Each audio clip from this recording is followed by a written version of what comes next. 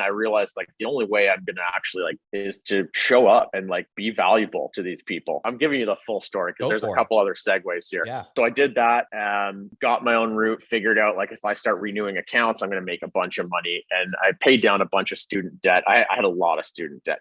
Get ready to tune in to stories of average men striving for greatness to become the leaders that are needed in their homes, in their career, and their communities. This is the Brotherhood of Fatherhood podcast. What's up, everyone? Welcome to the Brotherhood of Fatherhood podcast. Today I have with me Jay Rhodes. Jay, I've known as an acquaintance for a while, but we've been starting to talk lately, and it just made sense to get him on the show. I think you're going to really enjoy it. Jay he's a business owner, and he's in the fitness world, but more importantly, he's a dad and he's a husband. Done some incredible things in his life. We'll probably talk about some of those. And we'll chat about his journey as a father. And Jay's actually going to be joining us at the big event, Montana. I couldn't be more excited, but I definitely have to drop a little information on that. That is our first event, our very first event. So guys, look, you need to do whatever it takes to get there. There's a financial obligation. There's a time obligation, all these things that you have to do, but it is so worth it. And Jay and I were just talking about this before we started. It's hard. It's a hard place to get to. And that's kind of by design. So we're going to come together. We're going to have a pretty small group of men doing really awesome things together, getting to know each other. We have some incredible speakers who are going to talk about rites of passage. We're going to talk about business. We're going to talk about fitness, and basically just breathe life into us. We have Jason Piccolo. He's going to come talk to us about doing the hard right thing. He's actually a whistleblower when he worked for ICE against one of the presidential. Anyway, it's going to be awesome. I don't even know how to say, but I'm really pumped about that. Let's just get into the show. Jay, welcome, man. Yeah, I'm excited to be here. Yeah, we just kind of started connecting not too long ago. You've been listening to podcasts and reached out, and we've known each other for a while through another venture. But why don't you just go ahead and just lead us out? Tell us a little bit about yourself, because I think everybody wants to know, who is this guy and why does he get to be on the show? I don't know. So I guess most recently, what kind of drew me to the podcast and when I reached out to you, there was a post that you made, I don't know how long ago, about, I believe it was you, about putting your wife first. That was me. Right. You kind of listed the 1, 2, 3. And I wasn't a dad yet. I'm not even sure. We'll get into that whole story, but it was something I was just like, you know what, I don't think everyone's going to understand where this guy's coming from, but I do. And maybe it was because of the struggles that we went through and like how that brought Lacey and I closer together. But I feel like ever since then, your name has just been one that pops up in my feed from time to time, and it's one that I've paid attention to. It's one that I've paid more attention to, right? So I've seen like, the big event, and I've paying attention to the trip you've been doing with your son, and then I was like, you know what? I spend a lot of time out on my bike, and I'm listening to books and podcasts all the time. Let's dig into this one and start right from the start. And there's been a bunch of them, and as I messaged you, there was some that really kind of, the messages hit home, where I felt like I had a lot in common with, and so I reached out and I said, hey, I might be interested to talk to, which is a really weird thing to say, because I feel like within this niche, I have stories that seem similar to what some of the other ones have been. But yeah, I mean, my bio that I gave you, I've been a lifelong athlete, like was a pretty successful athlete early on. Had some challenges with that, went through some tough stuff, found CrossFit, and kind of within that time when I was maybe in like my mid-20s, I never really have had a real job. I've spent time teaching as well as a supply teacher for like 8 years, which I don't call it a real job. I mean, it's kind of half and half. And then, I've owned a business for 10 years. So it's, so again, that's something people can hear. I've never had a real job. They can take that one way or another. But if you don't have the ability to create value for other people, it's not going to last very long. And it's not going to be it's not going to be as good as it sounds. I'll say that. Yeah. A lot of, boy, you hit a lot of points I want to talk about, but this not having a job thing, like, I get it. I've had jobs, and I just wasn't built to have jobs. And I was a public education teacher for 13 years and worked for another fitness company. That's how we got to kind of first be introduced. And I really think there's something really magical about starting your own business, as far as in your own personal growth, and as well as like being able to face challenges, which we're probably going to talk about. But you say a lot of these stories resonated with you. First of all, tell me, how old is your son now? He's turning 1 tomorrow. Okay. Yeah. So I thought it'd be really cool to do this today.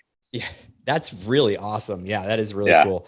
And so I want to go back to the statement you made about, I made a post about putting your wife first. And I do that. I did that carefully. I know I'm supposed to be polarizing. I'm supposed to express my opinions, and I'm working really hard about that. But that one was so super simple for me, because as I started to really kind of dive into this, how do you be the absolute best father that you can be?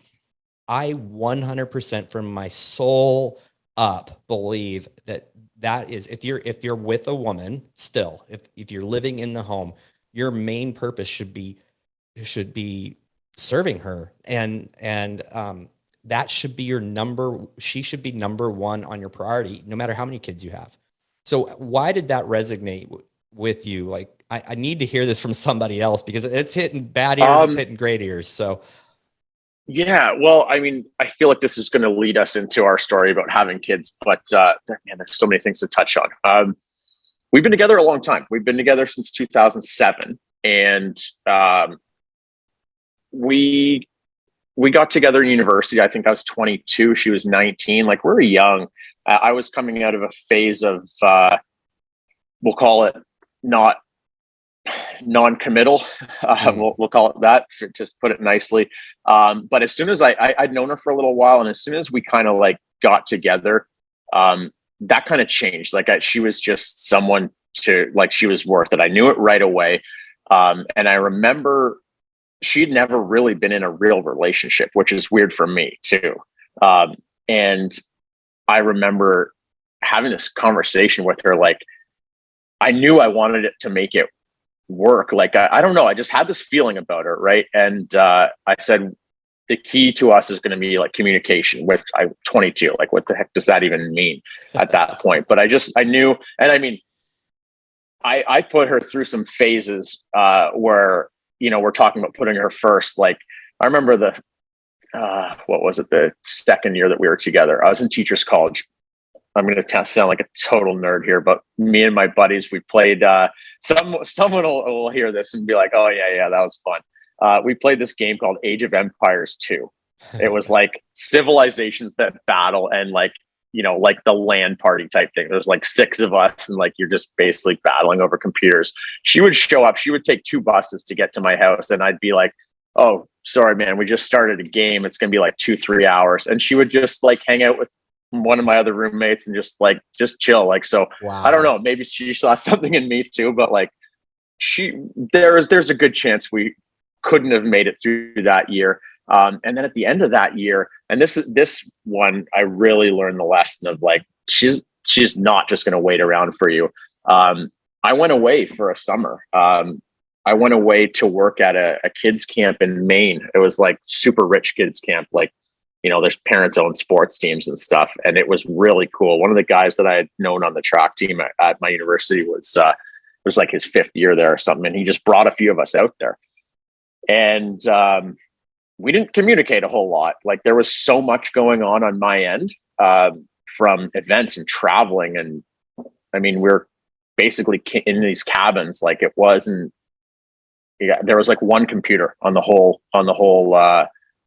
ground. So I, shoot her an email every now and then, but like, I came back and she wasn't sure if she wanted to be with me anymore. And I don't really blame her. And like, I came back and she said she wanted to take a little bit of time. I went back home and hung out with my parents for a bit, and we got through it. But that's a time that I don't forget what that kind of felt like. and now I think what really resonated with your post was, I mentioned we've been together for a long time, and like we kind of went through we did a lot of things in a really weird order. Like we got a dog first, like while she was still in university. Then we started a business.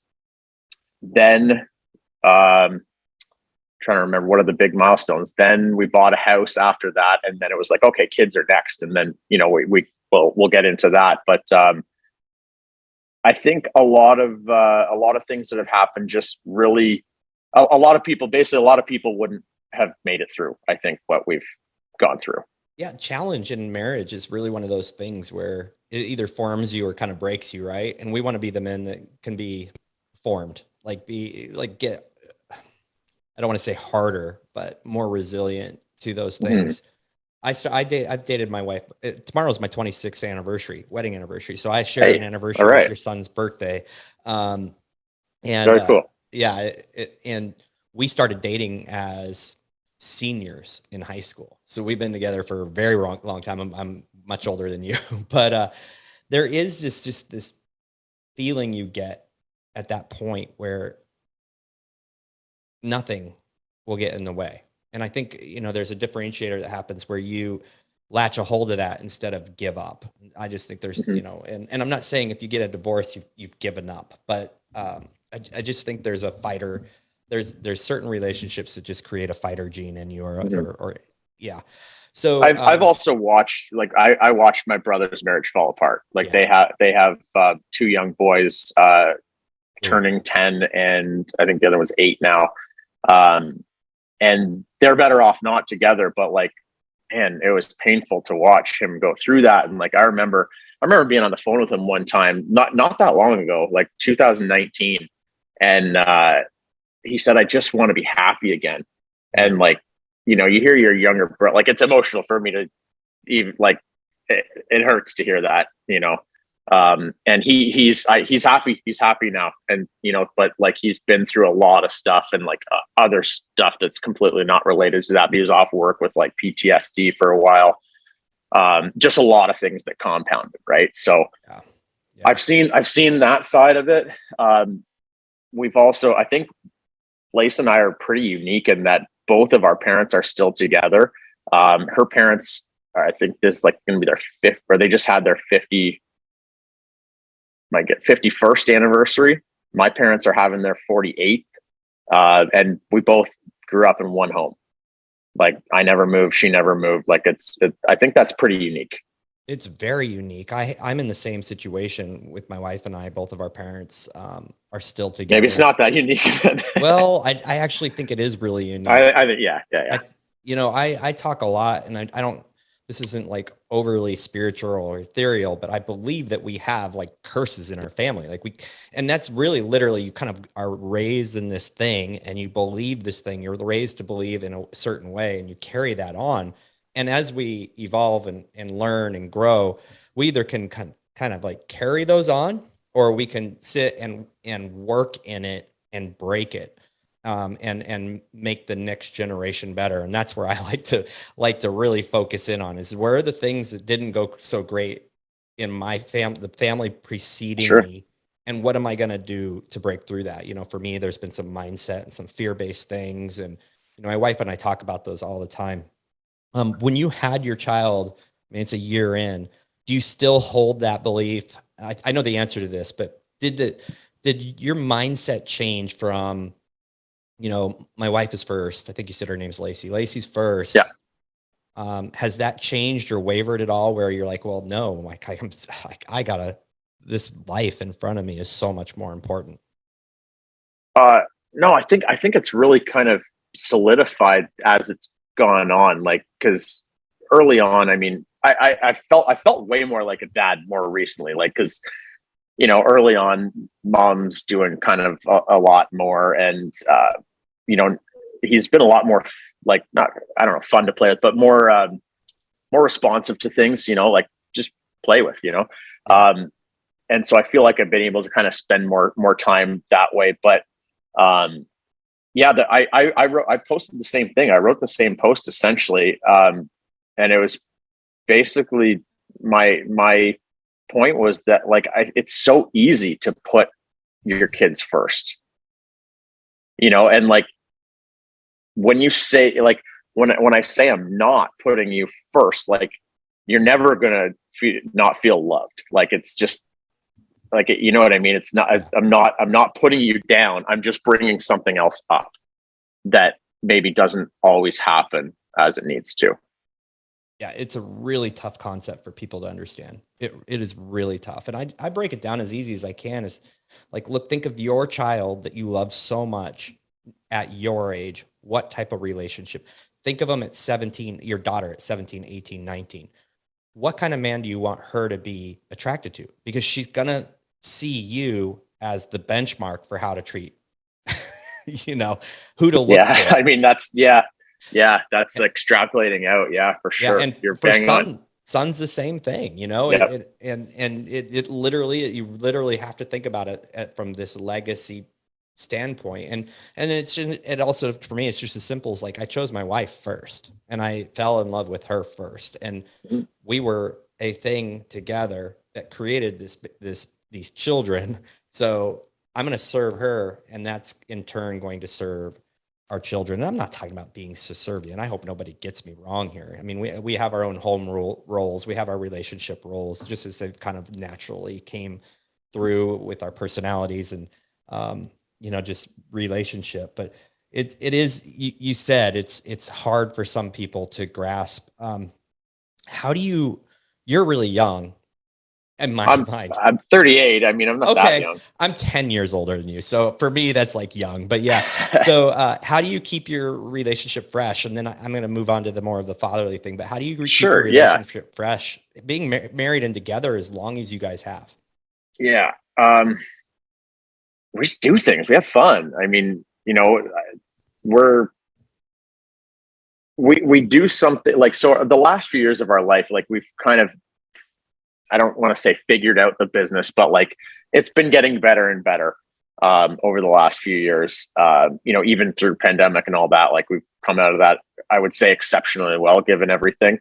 But we have more, we've designed our life to have more freedom. And like, that was especially with the timeline that we had with having kids. Like I knew that was going to be coming, and so did she. And like, we wanted to design this life where, we still work lots, and like work can take up however much time you give it. Right. But like, it's, 100%. We had to create boundaries. Right. Like even just last weekend, we went to a concert. She was talking about it, Keith Urban concert, which it's something that's so easy for it to pass by. And she's like, oh, we should go. And this and that. We couldn't find a babysitter. Her mom said, you know what, I'll watch him for the night. So Lacey's the youngest of 6, and there's Leonardo, our little guy, he's the 17th grandchild on my in-laws side. So they've kind of taken the role, like if they took on babysitter, like that will run their life. So they do it, but they don't do a ton of it. But she said, we'll watch them. And so we bought tickets like 2 hours before the concert started, hopped on the GO train, brought a couple of drinks, and, had a great time. Like Keith Urban was this like middle of the road country guy for me. Like I don't know I know some of his songs, but like I couldn't pick him out in a lineup. And then when I got there, I was so interested. Like I was just noticing things like, he's got tribal tattoos up here and he's got native tattoos down here. And then she said, oh, he's Australian. I said, no. Okay. All this makes so much more sense. And I'm thinking like, how cool would it be to be in Canada and have this sort of fan? Like I was just taking in the experience, and like, we had a great time, and you have to create boundaries to do that stuff. And that's something that we're getting a little bit better at. We haven't had a whole lot of time without him, but we do stuff with him. I mean, we went out for dinner with him. I think he was like 4 days old. Well, I love that story you just said. I mean, last week I had to go out of town to work with my business partner, and we're like, I've got to be gone for 4 days. I just finished this 2-week road trip with my son and my wife. That's the longest we'd ever been apart, like really. And we were pretty close in 2001, but still. And I'm like, well, screw this. Like I can either I can either go away again, or I can design life around my family. We wrapped them up, took them up, grabbed an Airbnb, and it was an awesome workation. Like, you have to do the little extra things to make those connections. And I'm a firm believer in regular date nights. Today I'm whisking my wife off. We're going to a hotel. It's only 30 miles away, but you just make things work, right? Like, you put the work in and you make it happen. And I think that is fantastic. And it's really easy the second that baby's born to put the excuses higher than the purpose of staying fresh in your marriage. We've got a couple really good examples, like her youngest brother and I guess middle sister. We hang out with them a lot. Like we do like a burger night every Wednesday. We all get together, all the kids and everything. We play volleyball together, and they're both great examples of just, we live our lives and the kids come with us. Yeah. And her parents too. I mean, she was the youngest of 6, and they got crazy stories of just how they were brought up. I think there's a really fine balance between when you include the kids and when you don't. You need to have adventures without them. And trust me, I know it is hard when you own a business and you have kids and you have, obstacles. There's always going to be obstacles. My friend Alex Jowdy and I just recorded a podcast that dropped, and he and his wife went to Ireland, I think, they just picked Ireland. Yeah, I listened to that one the other day. And it's like, you just have to make it happen. He's got 5 kids.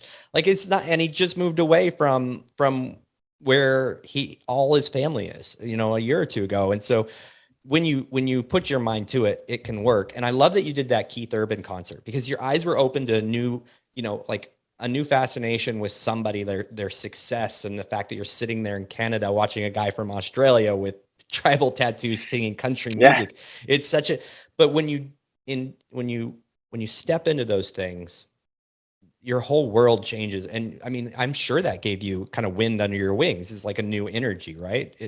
I told her that. I said, I'll never turn off another one of his songs. And for all, like, he also looks like a cross between like a rocker and a surfer type thing, like, just interesting guy. And then he was super personal with the crowd. And I said before we left the concert, that I said we should do one of these every 3 months. And then I brought it down to every 2. And like, that's just how I am. Like, I get, the one time we went to an escape room, we brought our coaches all there. And the next morning I was up at like 6 a.m. drawing up a business plan to start an escape room. Like, I got to pump the brakes sometimes, but that's maybe, put that one on the shelf. But this one, like, why not? Like, I was literally looking at concert tickets today. Like, let's just pick one and go. Yeah, I just made a post or reel or whatever you call them, trying to, and it was just something that hit me when I was out hiking with my son in Zion National Park, or at Arches National Park in Moab, and it's just surreal there. There's these rocks that are all around you, these crazy red and brown colors, and the light is vibrant. And I'm like, life will not give you adventures if you don't just go out and do it. So it was a really simple post, but for me, I didn't know how to make it more profound. But for me, it's like, you either go make the adventures, because the adventures are not going to come to you sitting still. And I think that's how our marriage should run, and how we should raise our kids, is like, let's go find adventure. It doesn't have to be 2,000 miles from home. It can be in the backyard. It can be at a concert in town, but there's always going to be things that get in the way. If you let any excuse get in the way, you're going to let every excuse get in the way. 100%. And, I've had to really fight I can't afford it. And I learned from Robert Kiyosaki a while back that, from his books, it's not, you got to change that to, how can I afford this? And that has really changed things too, because not everybody like you has had a business that's been, working for 10 years and is solid, and you kind of have a little bit of time freedom. But, well, I'll say a few years. I mean, 2014, we didn't do Christmas. Like, I've been there, brother. We had a tough 2014, another story for another time, but we paid our mortgage with gift money from our wedding for a couple of months. And, we didn't do Christmas. We painted the gym instead. And, that was another thing. Like, when that passed, I said, like, never again. I've got to figure something out here. Yeah, so it's not all Yeah, sure. What? Ask away. I'm an open book. Yeah, I mean, you own a fitness business. You mentor other fitness business owners, and I mean, you've been through the ringer. I mean, you just told us you missed a Christmas. I mean, my wife and I have had talk about those, and we've had like little, mini Christmases that weren't great Christmases. I think people see, oh man, he looks like super successful, or he's doing great, or he's really happy, or he's traveling the world. Well, there's always another story. So let's talk about business, because I think there's a lot of guys out there who, well, I know there is, because they talk about it in the group and they reach out to me, who've always wanted to try, going out and doing their own thing. And I can tell my story as much as I want, but it's always more fun to talk to someone else about theirs. I mean, you haven't really worked for anybody else. You had a 16-month stint working for Cintas, I think it was. I worked for Cintas, hauling mats around. And I mean, I had even ups and downs in that. I came in like super fired up. My first job. I'm so excited. I got ideas. And very quick, it was like, dude, you're the low guy on the totem pole. Just shut up. Yeah. And so like, I had a big dip, and like, I didn't care about it for a while. And then I realized like the only way I'm going to actually like get, I was trying to get my own route and like go out there and is to show up and like be valuable to these people. I am the low, but who am I? Right. Mm-hmm. And so I went through that. I feel it. We're okay. I'm giving you the full story because there's a couple other segues here. So I did that. Got my own route, figured out like if I start renewing accounts, I'm going to make a bunch of money. And I paid down a bunch of student debt. I had a lot of student debt maybe like 55 grand or something coming out. And I found CrossFit in the spring of 2009, kind of dabbled with it here and there. Wasn't something I really, really dove into. And it was in October of 2009. So I had a real sort of, life event that sort of changed the direction I was on. My dad got really sick. Like he was actually supposed to come down and visit us. It was homecoming weekend, and they just didn't show up. And I found out kind of like a day or two later, like, you're sick, you're not coming down. I found out like a couple of days later that he contracted a blood infection somehow at work, right? Which it's incredibly serious. Like if you don't want things in your blood that are not supposed to be there. So I was in London, Ontario, there in Kingston, Ontario, which it's essentially like 5.5 hours on the highway. So I was working this job, and then I was going home to see him every weekend in the hospital. And I mean, at the I call it low points. I had to help him go to the bathroom. Like there was a 4-day stint where, so when you have a blood infection, the body tries to contain it, and it forms what are called abscesses, right? Like basically a balloon with the toxin in there. He had one of those, I believe it was up to 18 centimeters long, and it was like woven around his spinal cord. Oh. And so like he didn't move for 4 days. Like not move a muscle in fear of paralyzing himself. Right. So, man, I haven't told the story in a while. And going down there and like, seeing your dad at 120 pounds, not nice. And so I kind of, something just flipped in my mind where like, I felt like at this job, I was just wasting myself. Like I had so much potential to do things, and I wasn't doing anything. Like, I came out of teacher's college, I came out of kin and everything. And I had all these things I was excited about. I couldn't get a teaching job. So I say fell into this job. I had to go through 5 interviews to get it. But I remember at that point on one of my routes in St. Thomas, Ontario, so near London, I would go into a gym. I'd go into like a Good Life. They're called a big chain up here. And I remember just thinking like, you know what? I'd rather spend my days here than driving around. And so, time went on, and he eventually sort of stabilized. It took a while for, he was in and out of hospital for like 6 months, and still has some lingering effects from it. But like, this is 13 years later. It's been a while. But I eventually just, I just quit. I'd never quit a job before. And I got to the point where like, I wasn't even sleeping at night. Like I just couldn't, I felt like I was just wasting my potential. So there was one day when it just all came to a head. I got it. We started really early. Like we were there at like 4:30 in the morning and out on the roads and in another city by 6. And I got out in my truck before all the roads got shut down in a snowstorm. And these things are like, they're like sailboats in a storm. And it was so bad, I couldn't even see where the road was. I'm basically like white knuckling for 7 hours. I got back, I walked in and I quit.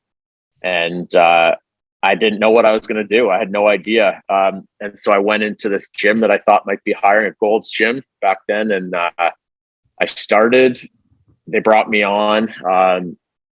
I made $53 in my first month. Wow. I think it was just like attending a meeting or something like that. I didn't have any clients, but I was happy like right away. Like the first week I was like, I'm going to train my ass off. And I had already, so that was 2009. They just put out the 2009 CrossFit Games series of videos like with Miko. And I just like took to that. I was like, I'm going to be that guy. Right. So I just started training, and then people, when you're just doing CrossFit in a gym like that back then, people, you know, they take notice, you know, they think you're crazy, but they also ask to train with you.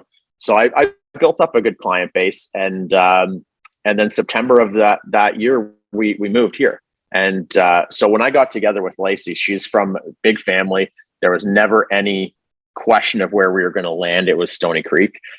So we came back here, and then it was starting over again. So I got onto the supply list. Her sister's a teacher, and she kind of got me in fairly quickly, or helped. If it wasn't open. But and then I started coaching at a gym, and man, that went for a while. I remember when I got my L1, they always ask, "Oh, will you ever open a gym?" And I said, like, no, like what? How do you even do that, right?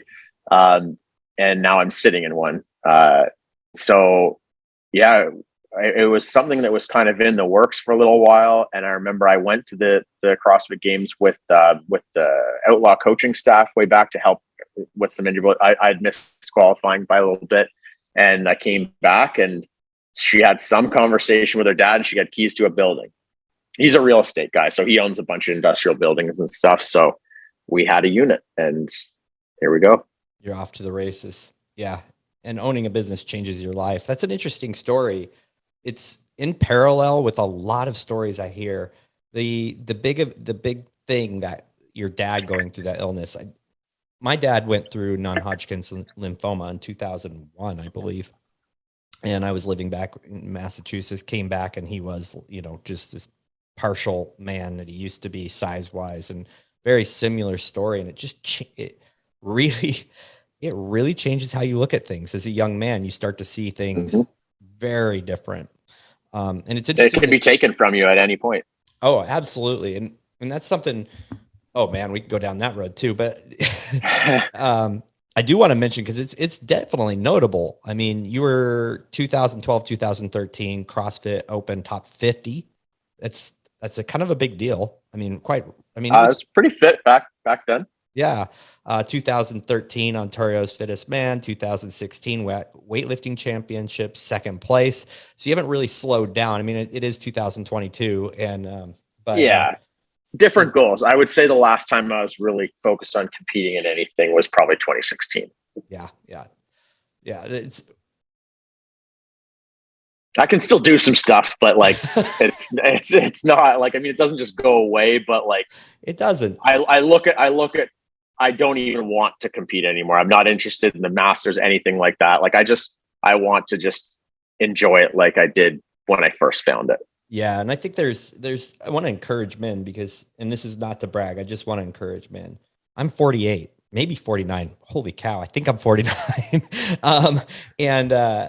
And in my 30s, when I owned my CrossFit gym, I could not do a ring muscle up. I trained for it. I went through all the seminars. I had CrossFit HQ staff helping me. I just literally could not do a bar or ring muscle up. I hopped on a bar the other week and just I think you might have even posted. I saw that. Yeah, I said, hey, bust out a set of 10. That looked easy. So I probably could have. I have a torn quad muscle, which was in agony during that. But last week I was in Mississippi and I visited a friend's CrossFit gym and I hopped up on the rings and I just did a ring muscle up. So, fitness doesn't have to end with that competition. And so what are you doing now to kind of keep yourself fit? You used to be this competitor. What has replaced that? I still love CrossFit. I mean, I do it depending on how, like, I don't recover quite the same way that I was when I was in my late 20s. But I'll do it anywhere from 3 to 5 days a week, usually on the upper end of it. I get out of my bike lots, which I look more at, and I like it more of like an exploration type thing, and like listening to books and podcasts. I mean, it's definitely fitness, there's a fitness element of it as well. And I have like a power meter on my bike and, the computer. So like, I know when I see the numbers, like it pushes me to keep them where they are type thing. But I would say it's not my first fitness thing. And then, I mean, outside of that, I don't know. That's quite a bit. Yeah, that's a lot. It seems to be working okay. I mean, I have little things like I have to kind of like each year I try to like in my brain reset my numbers, because like there's, in terms of like personal record numbers, because like there's just, I can't do stuff that I used to be able to do. Like the volume of training over the last 6 years has been way different. Yeah. Well, I think one, it has to. With age, one, it has to with opportunity, like what you're doing, what you're spending, and how you're actually designing your life. And I know that's something that's really important to you is kind of having a design for your life. I always say either you command your day or your day commands you. And I think it's the same thing with your year. Either you command your year, either you command your week. Mm-hmm. You literally have to put things in order or design. When did you start learning that concept, and how have you made that happen? I mean, I would definitely say I've been a client of Two Brain Business since 2016. I guess, there was those years where the business struggled, and I finally I didn't know what I didn't know. And I had to do something about it. And it's like it's like signing up for your event. Like, you don't know what you're going to get out of it exactly, but you have to make something out of it. Right. I thought when I signed up for gym business mentorship, like, I was just someone who's going to come in and swoop in and save me. And that doesn't happen. So, you have to learn and you have to do the work. So I would say it's been the last couple of years when my schedule has kind of opened up. I mean, I do calls for them now as well. I'm currently working with maybe 20 or so gyms. So I have to make time for that. So how I hopped into a triathlon, that was at last minute too. One of the guys that I mentor, he was doing one, and he's like, "Hey, you want to do a half iron triathlon in 5 weeks?" And I said, "Sure." Like, what do I need? I'd never been on a road bike. I can't show up with my mountain bike. So I found a bike, and but that required me to, like, you have to put in some time with those things. So I had to restructure my, when am I doing CrossFit? When am I not? When am I taking calls? When am I coaching? When am I spending time with Lace? Like, all of these things. There's a certain, like, it's, people like the idea of having freedom, but if you don't provide structure in it, you just spiral. You spiral out of control. At least that's my experience. I agree. I also agree that I've been to times in my life where I was really proud that I only had to work like 15 hours a week because I built systems into place. And I actually, after a while, got to a place where, like, this isn't fulfilling. Like, I don't need fulfillment. What value am I providing for, like, what's my purpose? Right. Like right. Yeah. But I think you have to be really careful not to define your work as your purpose, but it's a contribution, right? Like, it's like, what am I doing to improve others around me outside of my family? And I think that's what happens. Like, I focus so much in my family, and this is a really important message. It's not about balance. You're never going to find balance between work and being a husband and being a dad. But I do believe you can find a harmony or a cadence that works for you and yours. And I mean, here I am almost 50 and I'm still finding that cadence where, like, I didn't like only working 15 hours a week. It was like, I didn't feel accomplished at the end of the day. Even if I lifted weights, did a 45-minute walk with my dog, went mountain biking for 2 hours, and, spent time with my kids and with my wife, I'm still like, I still didn't contribute outside of my four walls. And I think there's a really big misnomer around developing your life that not working at all is the right thing to do. I mean, I think that's personal. What does your perfect day look like? And are you living that yet? Or are you just getting closer? And how has that changed with kids? I mean, your son as well. Yeah. Yeah. I mean, I don't know. I remember the first time I did that exercise, like it included supply teaching. Like I didn't know how to answer it. So I'm, the more we talk and you get to know me, like I don't really think of things a whole lot outside of what I actually do. Like I don't have a lot of, I wish I was this. I wish I was this. Like I'm a terrible planner as well. I mean, like I like to, I'm very intentional with my time. I like to create there's like levels of that I'm good at, and there's levels of it that I'm not. Example, one time I thought I was being super cool with this. I said, Lace, pack a bag. We're leaving in 20 minutes for the weekend. She's like, oh, this is exciting. We get to the end of the street and I say, right or left? And she's like, you are effing kidding me. and it was a disaster. It was terrible. Right. Of course it was. Right. But like, so I don't do the planning for like getaways and stuff like that. Cause I don't know. I have a very hard time. It sounds weird. I don't know. I'm going to meet someone one day that's like, oh yeah, that's me. But I have a hard time envisioning myself somewhere that I'm not, and like what it's all going to be like, so I'm fun to travel with. I'll show up and I love everything, but I don't plan very well. I don't even know if I answered your question at all. I'm really impressed that you signed up for the big event. I mean, here you are, you're in Canada. It's a weird, flight pattern to get to this weird place. I have no idea how I'm going to get there. Exactly. It's a weird place in Montana. And it's just south of the border basically, but it's still not this direct thing. And it's unknown. So I'm pretty surprised because, but that's another thing I want to talk about is, you went through some major hardships financially Yeah. And you've come out on top, and you've, you do hard things often. Like you do this triathlon, which, I owned a bike shop. I understand what's involved in triathlons. It's not typically something that you prepare for less than 6 months. Right. You don't want to drown when you're out there, but right. I have a story about that recently, but, yeah. So, I mean, why I signed up for the event, and then we'll get into that stuff is, I feel like no one hands you the manual on being a dad. And there's so much nuance to it, like what your family dynamic and this not look like. It's something that what really tipped me off was, I don't have a lot of regrets in my life or anything like that. I'm pretty happy with how a lot of things have gone, and I don't want them to start now. I don't want because now there's another life involved, and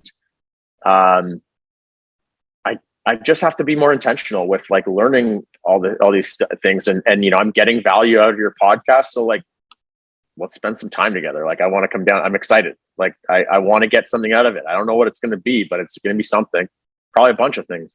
Probably.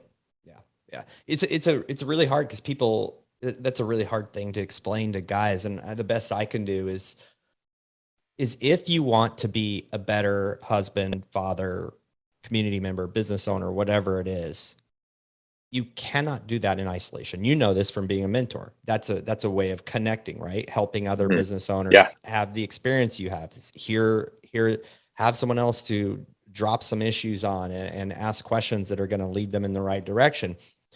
And that's it's just the path to being better at what you do. And, like this event we're going to be talking about doing hard things, making decisions in the light of like, what's the consequences of those decisions. We're going to have a guy talk about rite of passage, which I'm super pumped about, because I just did that with my son, and I'm looking forward to improving on that with my younger son. But he's built out a whole curriculum. We've got Rob Wolf, who's coming in, who's been, I don't know if you know Rob Wolf's history, but oh yeah, man, some. Yeah. So, a biochemist to a CrossFit gym owner to kind of a pariah of the CrossFit, because he kind of started paleo, and then he's got a massive following. But just talking about the journeys that we go through with life. But then it's this other thing. You're traveling and you're getting face to face with men, and you're finding these areas where you're similar, and you're finding these areas where you're different, and you're listening to each other, and you're getting on a whole new level of, wow, that really challenges me. Wow, that guy knows something about this and this. And it's just this, broadening that circle. I'm so excited about it, man. Like when you said you're coming, I'm like, I have all these online relationships, and it's really every time I've taken these online relationships and I've gone and met people in person, every time so far, hopefully I don't break this. It's been an amazing experience. It just hardens that relationship, makes it better. And then it just keeps growing. And it's been something I want to share with others. Like, don't live in isolation, and don't think that online is the way that you're going to develop the deepest. You're going to get so much more by coming together. So one, I'm pumped you're coming. I found I get a lot of value getting outside the bubble. I've that was something I had to be very intentional with, like spending time with my family and friends, because I was so in CrossFit for a while. You say no to a lot of things. And then even, I've gotten a ton out of Two Brain as well. And I've been in that bubble for a while now too. And like, now this is something new for me to explore.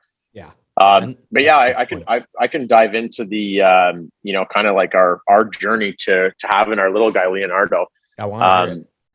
Yeah. So, I mean, we didn't even think about having, we were always going to have kids, but like, and the family that Lace comes from, like, she's the youngest of 6.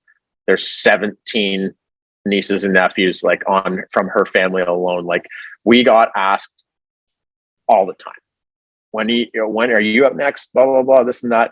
And really, in the early years of our gym and everything, like, I feel a certain responsibility to be able to provide for a family. Like, we just weren't there.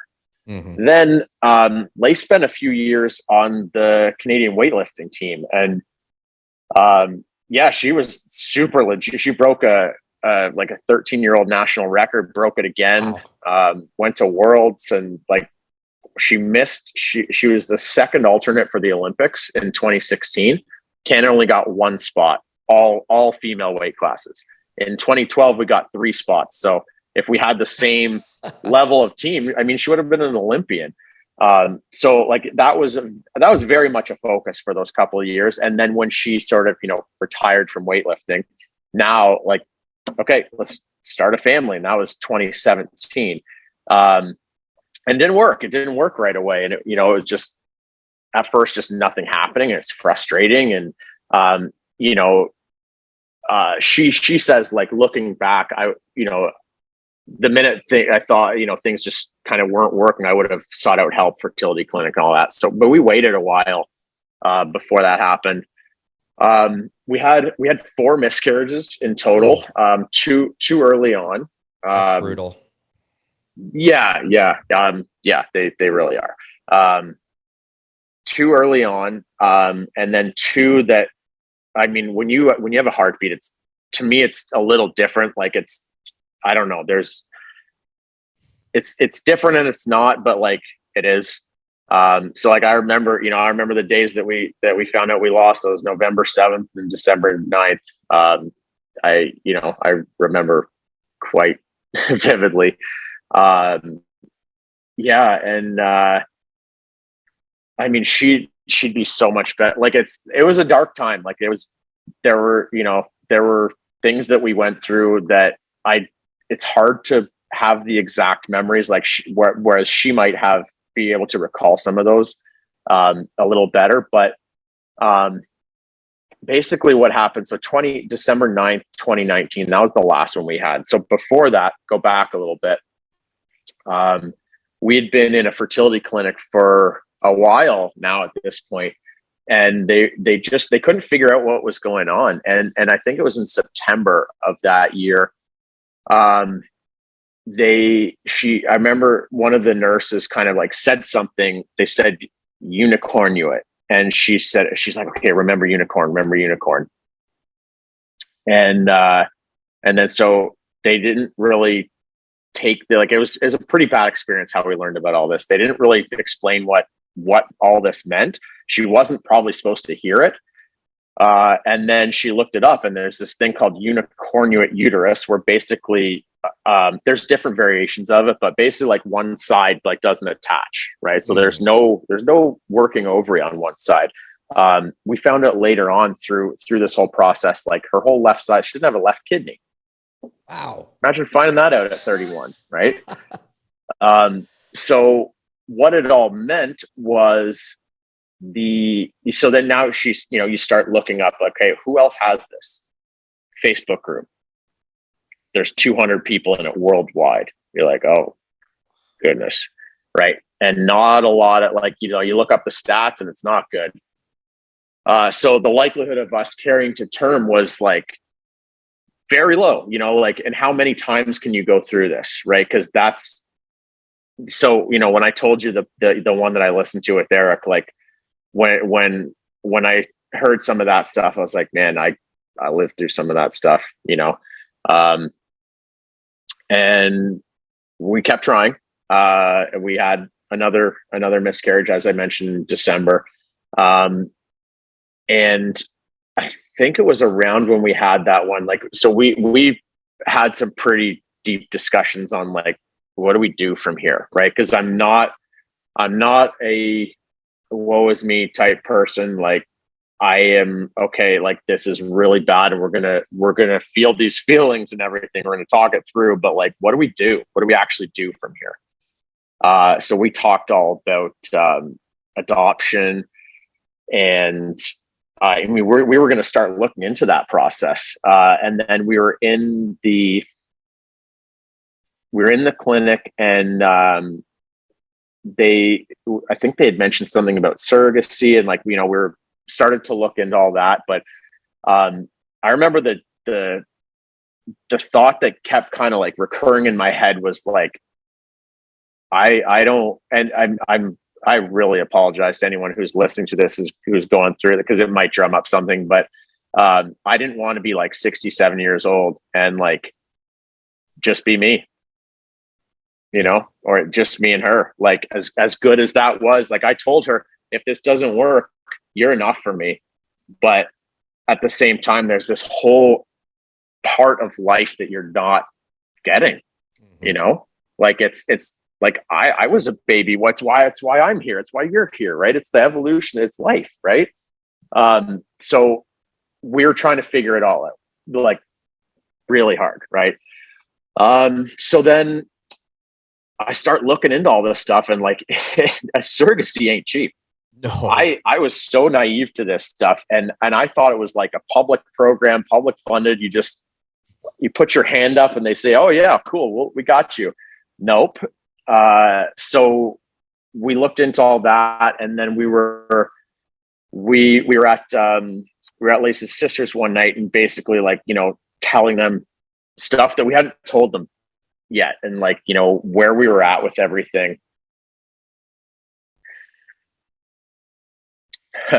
Where we were at with everything, and what we're looking at, and I mentioned surrogacy. It's a private thing, and it's not guaranteed, and it's this and this and this. And then I remember, I'll never forget it, man. Her sister kind of looked over at her husband, and then she said, we'll do it. Wow. Yeah. Wow. So is that how you had Leonardo? Yeah.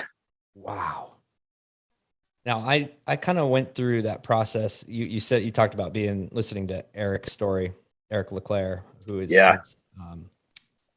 unfortunately. Yeah. And I remember you posting about him, and I didn't make the connection when I listened to the podcast. So I was just listening to this. I'm like, man, I feel this dude. And him talking about his wife being a pincushion and all this stuff. I'm like, yep, I saw that. Well, that's the thing. I mean, it was so emotional for him and his wife. I mean, so heavy. They did two, and it was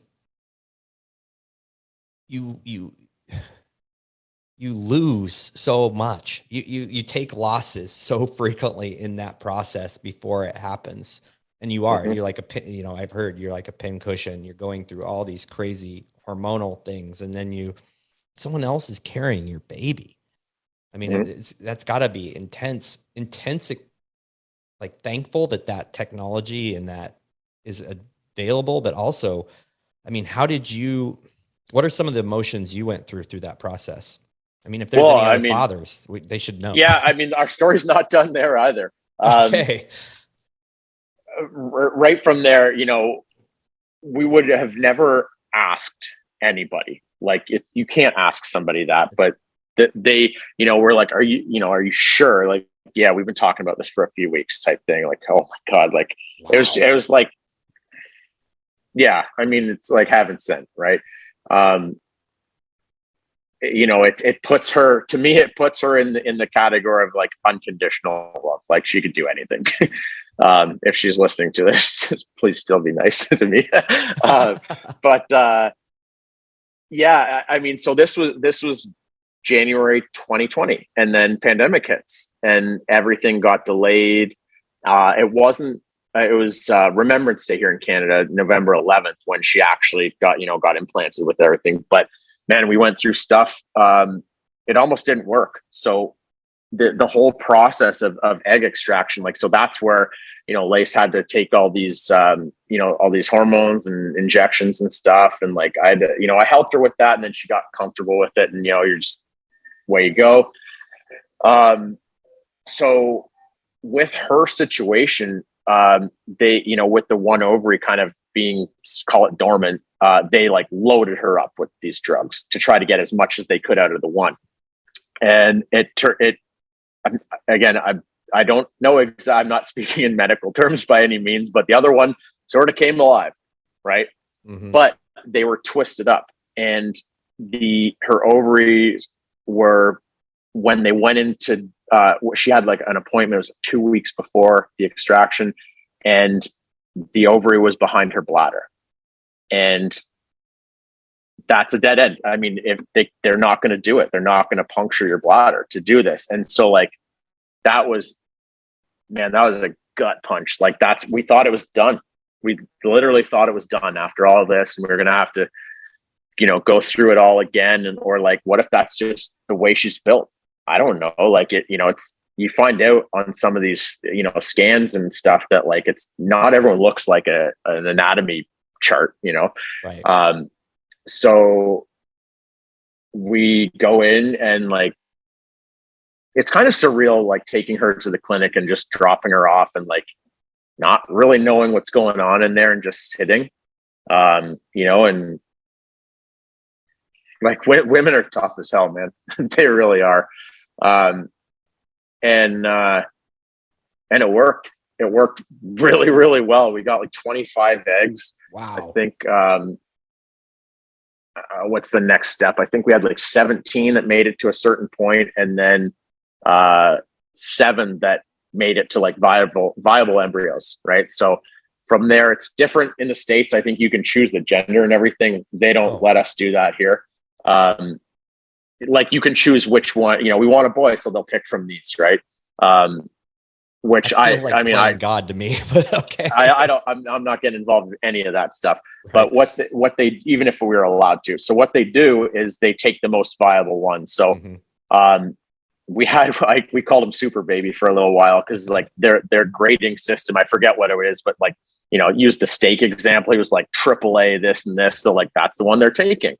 And they, you know, they put it in her sister Heidi, and it worked. And like, her sister, so this was her 5th pregnancy. She's got 4 of her own. And, you know, she was like, you know, pregnant first try, you know, her thing, you know, easy breezy. Like, you know, we're thinking all along, something's going to go wrong, you know? And, yeah, and it worked. And it was unbelievable. Like, we have the cutest video of, you know what, I'm going to I'll if I can find it in 2 seconds, I'll play it for you. Might not be able to, because you could play it over this. But anyway, we got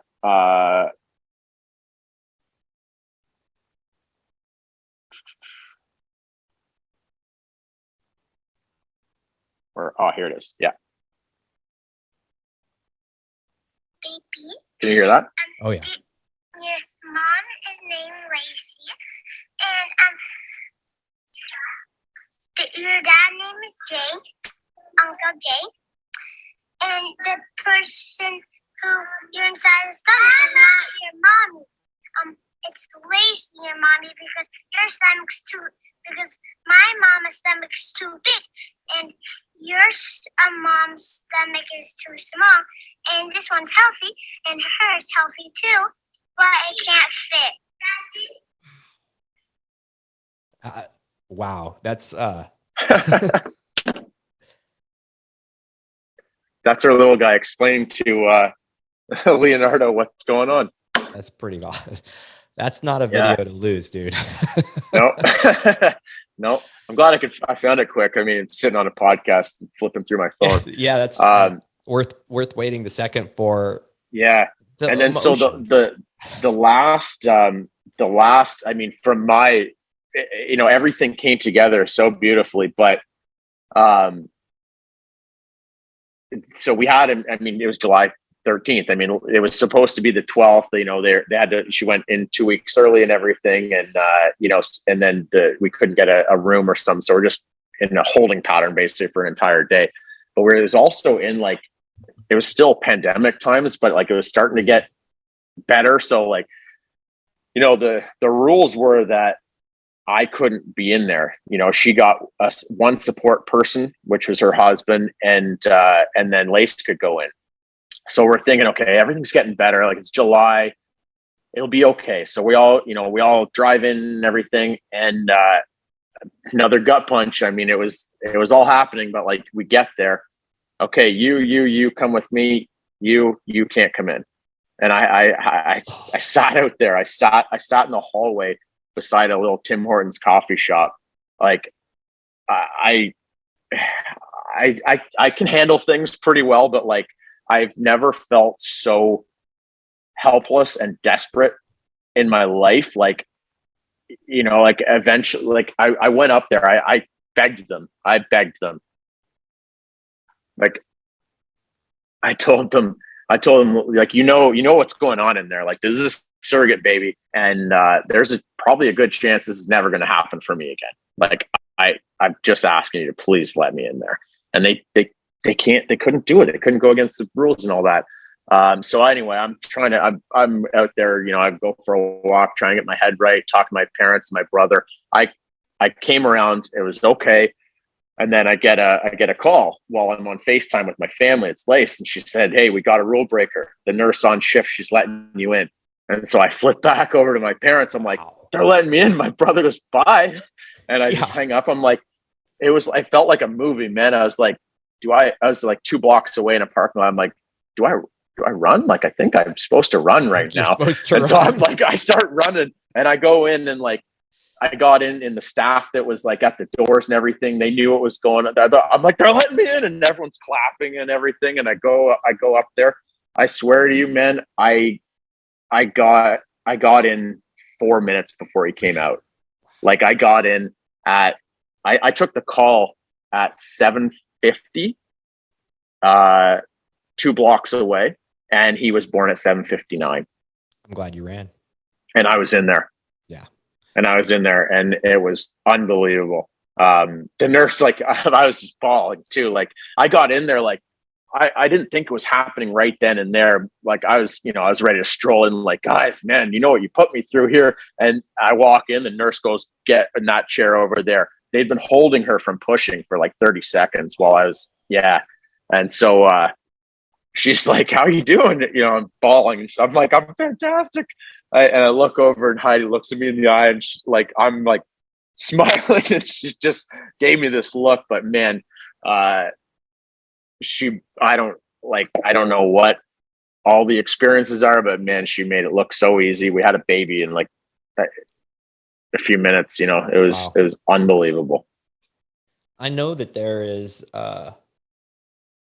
there's a lot of things you guys were up against. I know there's got to be men listening to this that are like in the midst of it or have gone through it. I mean, do you have any words of encouragement or pointers? Because I know, having kind of walked through this with Eric a few times as a friend, it's an emotional, I think roller coaster is an incredibly huge understatement. Yeah.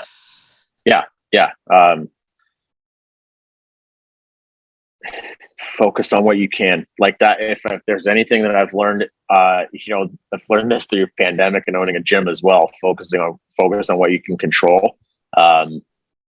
That's one thing that like we've both been these athletes that, like, if you really want something, you can will it, you can try harder. And with this, there was nothing that we could do.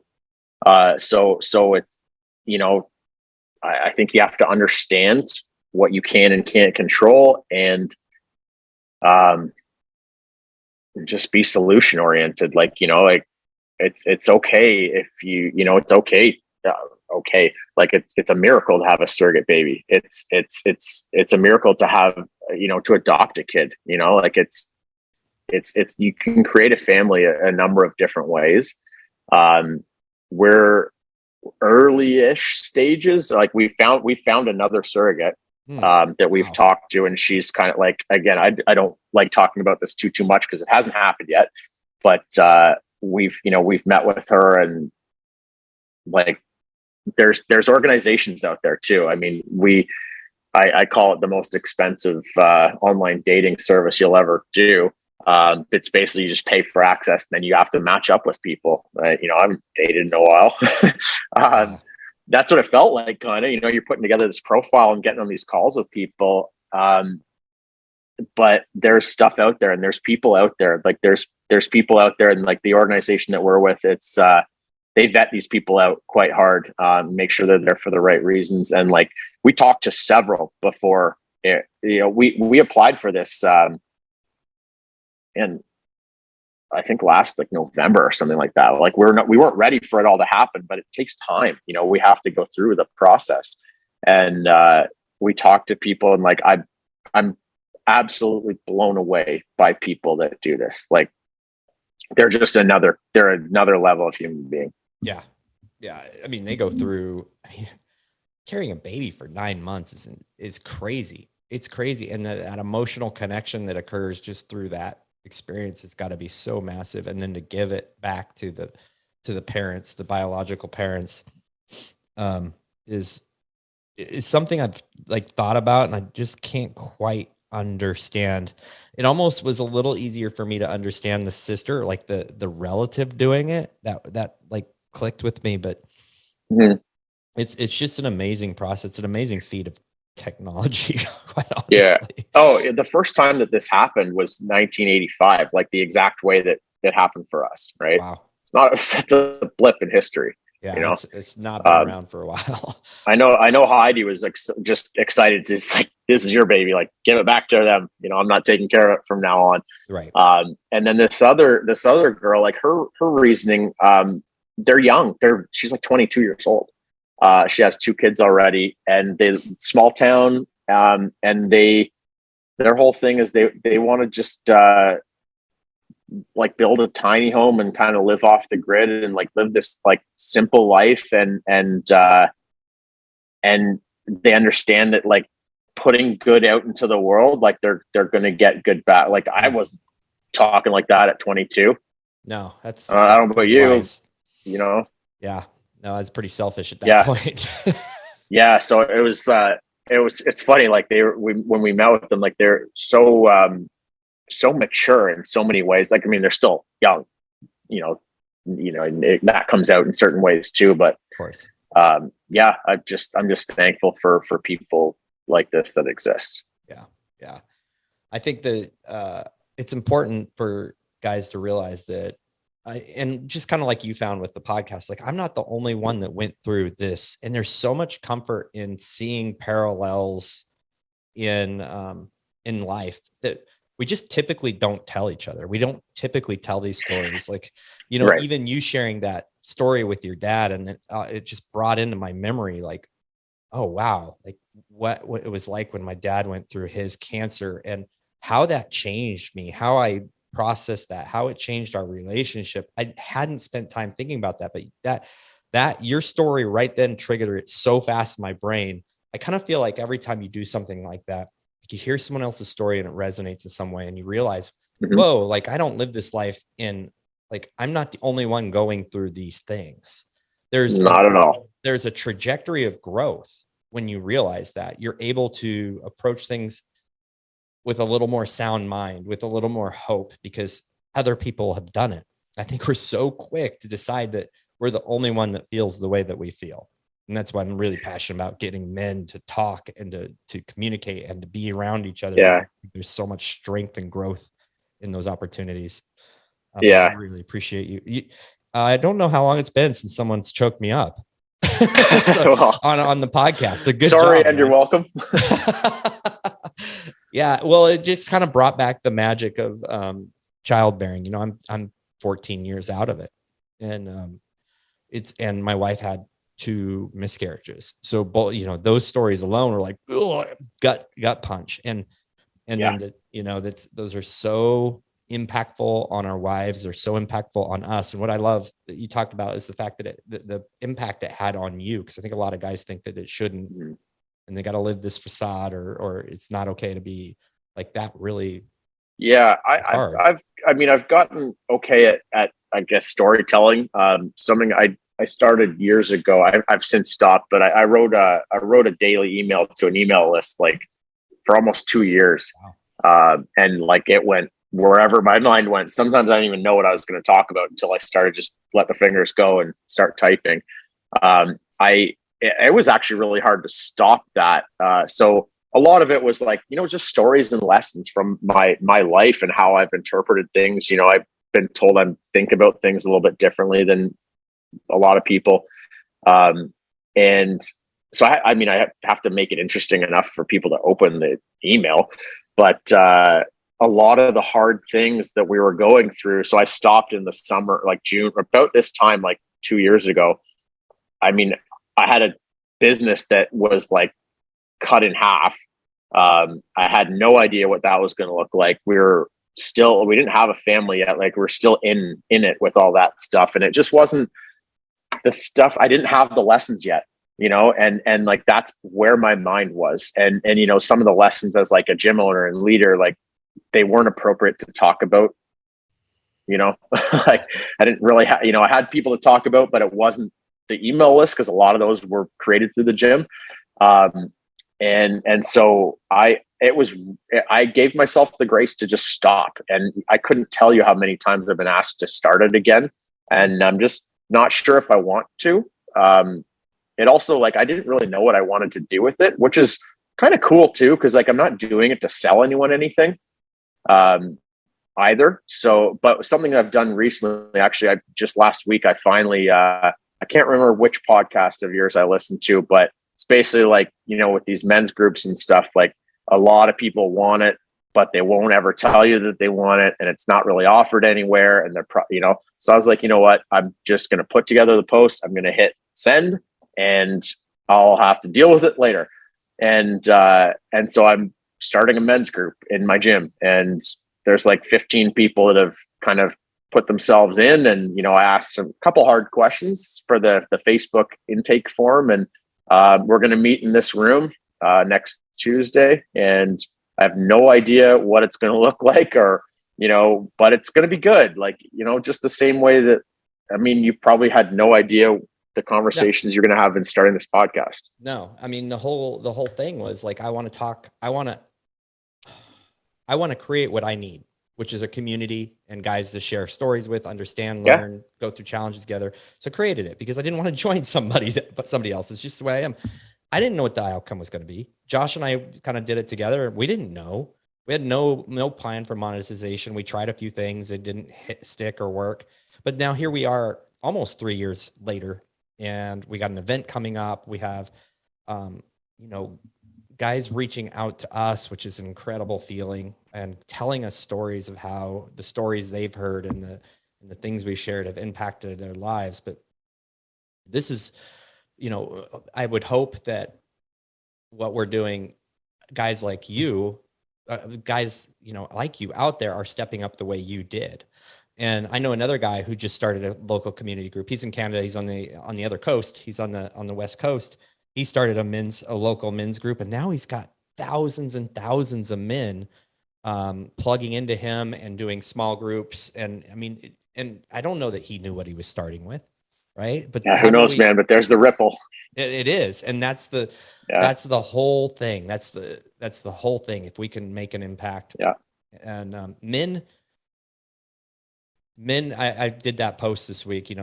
We're so good at living life in isolation, and it's really, really putting a limiter on us. It's like putting a big block under your gas pedal. You can only go so fast. Right. So I really appreciate that you're doing that. I know it's hard to like take a group and be like, hey, I don't know what we're going to do, but we're going to be better together. But I mean, exciting. I know I'll figure it out. Like, if it fizzles out, it fizzles out. But like, I feel like I've been kind of playing small for a little while, like in stepping back from writing. And, I mean, part of the reason for that too was like the world was a weird place 2 years ago with like social media and cancel culture. And like, I don't want to I'm going to turn the lights off and step into a closet for a little bit. Like, I don't get what everyone's doing here. Yeah. So I'm, and if you can look at my feeds, like I didn't post anything for a while. Yeah. I don't know. If I didn't have a business, I probably would have gotten rid of it all. Yeah. It was a very weird time. We all had to navigate like how we wanted to approach this without any blueprint. Right. And say one thing, man.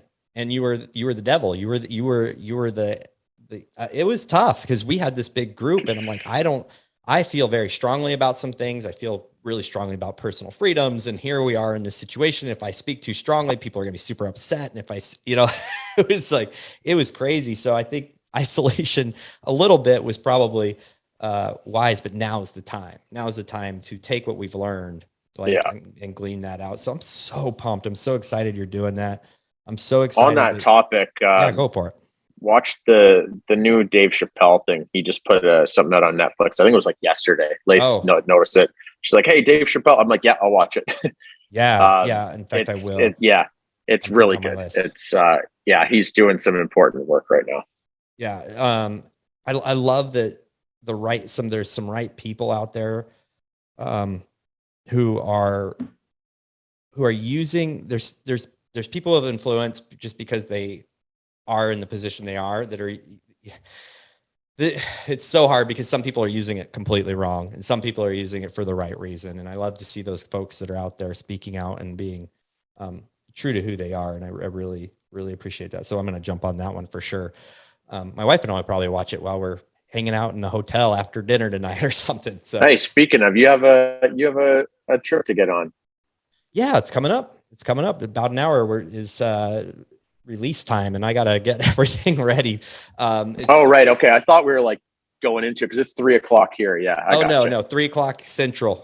I'm too. Okay. I wanted to make sure I wasn't keeping you. Oh, it's so important. Like I would have told you, hey guy, man, time's up. I'm out of here.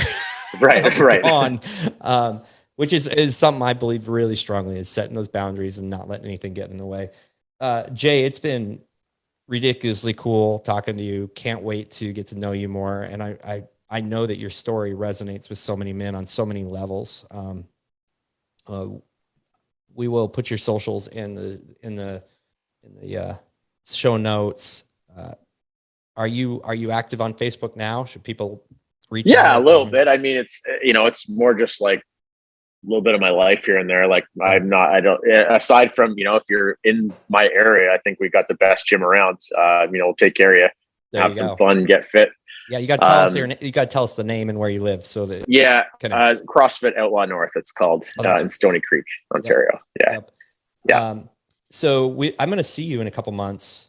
And so I can't wait. It's going to be hoping fun. some of the people that listen will be there as well. And we're going to have a really good time. You're going to figure out how to make your way down there. But whether it's planes, trains, and automobiles, right? So yeah, I've contacted a couple of guys. I talked to Josh, and I'll figure it out. Yeah. Yeah. Thanks for coming on. Thanks for sharing your story, being vulnerable, which I believe is a step in growth. Always the only way we grow is through vulnerability. Absolute pleasure. Yeah. It's I think so too. And I think one of the things I'm going to kind of lead in with my men's group is if I think at this point a lot of people have probably watched 8 Mile. He was untouchable because he put out all of his stuff out there. Mm-hmm. If you watch that back, he put all of his faults out there that no one could come back at him with anything. Yeah. Right. And like, it's a little different, but it's kind of, I don't know. It's kind of the same. Like these are just my stories, and like they're, you don't have to, I can tell stories and make you cry. Sure. But like, what's the lesson from it? What are we learning from it? How are we moving forward? Right. So there's always something in there. Absolutely. I appreciate you, brother. And you don't have to share stuff while you're necessarily going through it as much either, even though with the right people, it can be very helpful. Yeah.